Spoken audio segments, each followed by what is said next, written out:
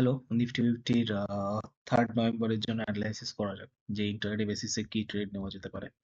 Actually ট্রেডে যে অ্যানালাইসিসটা হবে সেটা হবে ইন্টারডে বেসিসের বাইং সাইড বা সেল সাইড কি অপরচুনিটি থাকতে পারে। তো প্রথম কথা, মার্কেট পরপর দুটো উইকে সেলিং আছে আপার সাইড থেকে। এক মিনিট।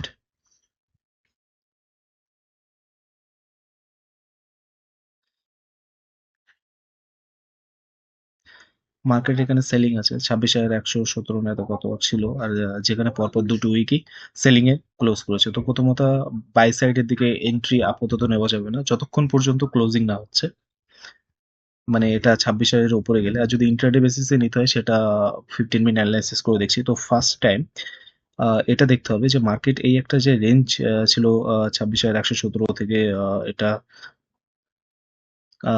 25,718, সরি, 25,718, হ্যাঁ। তো এই যে রেঞ্জটা আছে এটা যদি শর্ট টাইমে দেখা যায়, এটা 1 আওয়ার ক্যান্ডেল। তো এখানে আছে একটা পয়েন্ট যেটা 25,717 বলছিলাম, আর এখানে একটা। তো এই পয়েন্টে যদি মার্কেট যদি ওপেনিং করে, ঠিক আছে, তো প্রথম কথা এটা দেখতে হবে যে মার্কেট ওপেনিং হওয়ার পরে মার্কেটে প্রাইস অ্যাকশন কোন দিকে যাচ্ছে। যদি সেলিং সাইডের দিকে যায় তাহলে এটা রেঞ্জ ব্রেকআউট বা ডবল টপ ব্রেকডাউনের একটা এন্ট্রি নেওয়া যেতে পারে সেল সাইডের দিকে। যদি মার্কেট ওপর পরে যদি আপসাইড যাওয়া যায় তাহলে এটা বাইং না হিসেবে ধরে এটা মানে সেলিং এর পুলব্যাক হিসেবে ধরে নিতে হবে সাপোজ। আর যদি এটা সাস্টেন করে যায় কোনো রকম ভাবে, যে কোনো একটা রেঞ্জ ওপেন হচ্ছে, যেমন হতে পারে যে 25,732 আসার পর 25,800 চলে গিয়েছে, তারপর ওটা যখন পুল ব্যাক নিচ্ছে, তো কোনো সাপোজ আমি এরকম বলছি যে 25,800 যাওয়ার পরে মার্কেট, এক মিনিট, মার্কেট এরকম কোনো সিনারিও তৈরি করছে, তো এটা দেখা যেতে পারে মার্কেটে তখন কোন রকম কিছু এন্ট্রি না নেওয়া। কিন্তু এখান থেকে আসার পরে সিমিলারলি যদি এই প্রাইস অ্যাকশনটা এমন হয় যে, এটা কালারটা ব্ল্যাক করে নি, পুলব্যাক নিচ্ছে, পুলব্যাক নেওয়ার পরে এইটা এই হিসেবে যদি ব্রেক করে তাহলে এখানে আমরা একটা সেল সাইডে নিতে পারি, ঠিক আছে। ইন কেস যদি মার্কেট গ্যাপ আপ করে যায়, তো এটা দেখতে হবে যারা এখান থেকে মার্কেটে সেলিং করে আসছিল, এই যে সেলিংটা 26,000 পয়েন্ট থেকে, তো তাদের ভালো প্রফিট হতে পারে তারা প্রফিট বুক করে নিল, মার্কেট সাইডওয়েজ চলে গেল। আরেকটা সিনারিও এটা যেতে পারে, যদি বাই চান্স কোনো রকম কিছু মাইনার গ্যাপ আপ হতে পারে তাহলে অ্যাজ আ পুল ব্যাক হিসেবে একটা ভালো এন্ট্রি পাওয়া যেতে পারে, ঠিক আছে। তো প্রাইস অ্যাকশন যদি কোথাও কোথাও যদি নেগেটিভ যদি জোন তৈরি করে, তো আপাতত এটা সেলিং এর সাইডের দিকে যাওয়া যেতে পারে। কিসের জন্য বাইং সাইডের দিকে যাওয়া যাবে না, যে মার্কেট হয়তো এটা হতে পারে যে ডিসকাউন্ট দিচ্ছে। তো তার প্রথম কথা যে প্রাইস অ্যাকশন যে হিসেবে তৈরি হচ্ছে, তো এখানে কোনো বাইং এর মোমেন্টাম আপাতত দেখা যাচ্ছে না। ইন কেস যদি বাইং এর যদি আমি নেওয়ার থাকে তাহলে একটু কনফার্মেশন হয়ে নেব যে প্রাইসটা অ্যাটলিস্ট যে হাইয়েস্ট এখানে ওখানে ইন্টারেস্ট আছে 26,000 বা অ্যাটলিস্ট 25,900 উপরে গিয়ে সাস্টেন যদি করে, ঠিক আছে, তখন এখানে একটা রেঞ্জ তৈরি হবে। রেঞ্জ তৈরি হওয়ার পর যদি ব্রেকআউট দেয় 26,000 উপরে, তখন নিয়ে যেতে পারে। তারপর এটা চেষ্টা করব যে 26,011 থেকে অল টাইম হাইয়ের দিকে যাওয়া।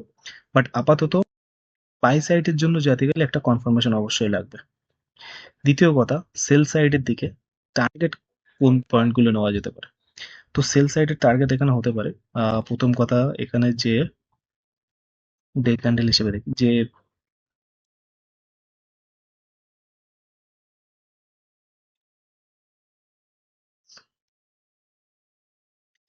এই যে পয়েন্টগুলো আছে, এই যে রেজিস্ট্যান্স পয়েন্টগুলো আছে বা এই রেজিস্ট্যান্স পয়েন্টগুলো আছে, তো এটা অ্যাটলিস্ট মার্কেট একবার টেস্ট করবে, ঠিক আছে। তো এটা খুব কাছে কাছে আছে 25,070 মতো। তো আগের দিনের ক্লোজিং আর 25,070 যদি আসে, 25,070, তো এটা 63 পয়েন্টের।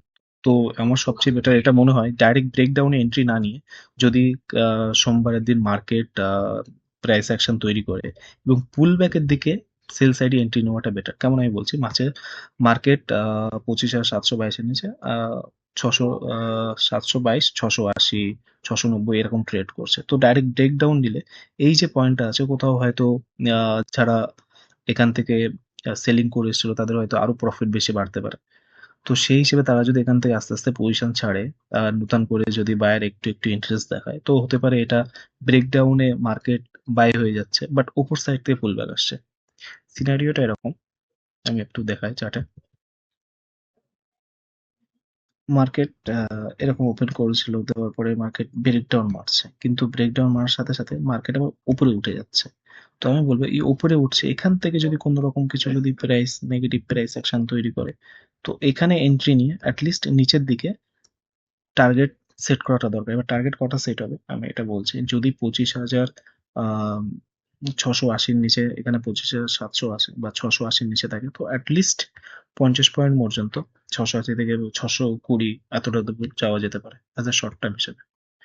ঠিক আছে, প্রথম কথা এখানে ডবল বটমও আছে, তো এখান থেকে যদি কাল যদি মার্কেট খোলার পর যদি কোনো রকম ভাবে সাস্টেন করে উপর সাইডের দিকে যায়, তাহলে এখানে একটা পয়েন্ট হতে পারে এন্ট্রি করার, এই জায়গাটা 25,850 থেকে 25,900-র মধ্যে।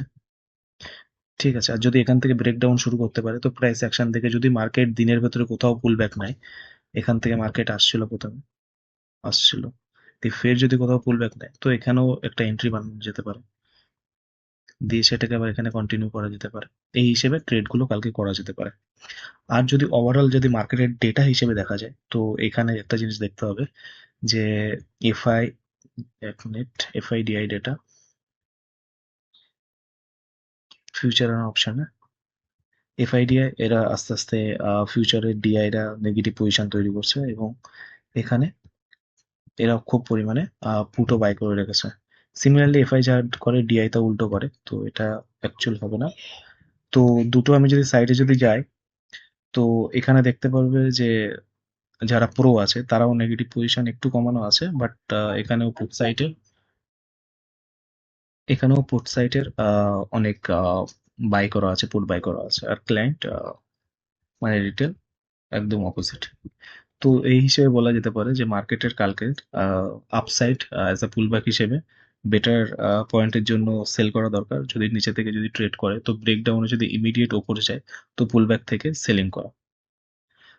সব মোদ্দা কথা হচ্ছে যে মার্কেটে আপাতত বাই সাইডে কোনো পজিশন না নেওয়ার জন্য, সেল সাইডে যদি কোনো রকম কিছু প্যারাইস অ্যাকশনে পজিশন দেখা যায়, তাহলে অবশ্যই এন্ট্রি নেওয়া দরকার।